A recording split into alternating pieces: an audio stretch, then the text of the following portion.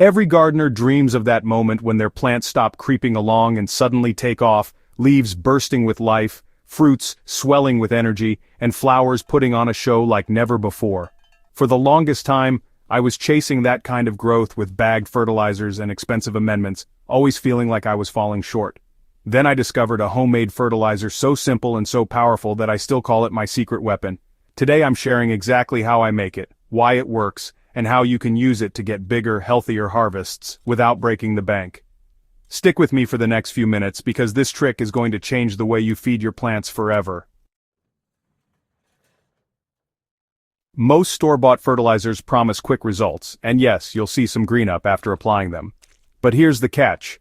They usually contain synthetic nutrients that give plants a fast jolt, but do very little to actually improve soil health. Over time, your soil becomes dependent on those chemicals, and the natural balance of microbes and organic matter starts to suffer. Plants end up weaker in the long run, more vulnerable to pests, and less resilient when stressed. That's why I wanted a solution that didn't just feed my plants today, but also built lasting fertility in the soil. The base of my recipe is something most kitchens produce without even thinking: kitchen scraps and water.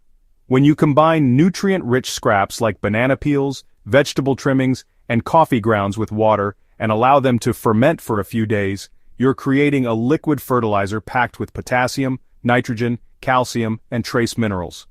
I also like to add a spoonful of molasses, which acts like rocket fuel for the beneficial microbes that develop during fermentation. The end result is a nutrient-dense tonic that plants can absorb almost instantly while also feeding the living soil beneath them. The process couldn't be simpler. I take a blender, add my scraps and water and pulse until everything is smooth. Then, I let this mixture sit loosely covered for about 2 to 3 days, giving it a stir once a day.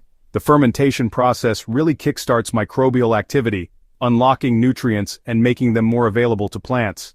Once it's ready, I dilute 1 cup of this mixture into a gallon of water and apply it directly to the soil around the base of my plants.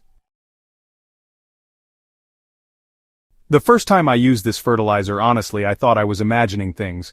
My tomatoes grew thicker stems and set more flowers than I'd ever seen before. My leafy greens doubled in size, and my peppers produced a flush of blooms that turned into heavy clusters of fruit. The reason is simple. This fertilizer provides a balanced mix of nutrients and beneficial microbes, exactly what plants crave during active growth. And the results aren't a one-time burst either. Because the soil life is being nourished as well, the improvements compound over time, leading to healthier soil, stronger plants, and bigger harvests, season after season. This homemade fertilizer is proof that you really don't need to spend a fortune or rely on synthetic products to grow an abundant garden. By reusing what you already have in your kitchen, you're cutting waste, feeding your soil, and producing food that's healthier and more nutrient-dense. Once you see your plants respond, you'll probably wonder why you ever relied on store-bought solutions in the first place. If this guide inspires you to try the homemade fertilizer trick for yourself, make sure to subscribe to Botanical Bliss for more time-tested, soil-building, and harvest-boosting methods. And if you know a gardener who's been struggling to get results, share this video with them. It might just be the breakthrough they've been waiting for.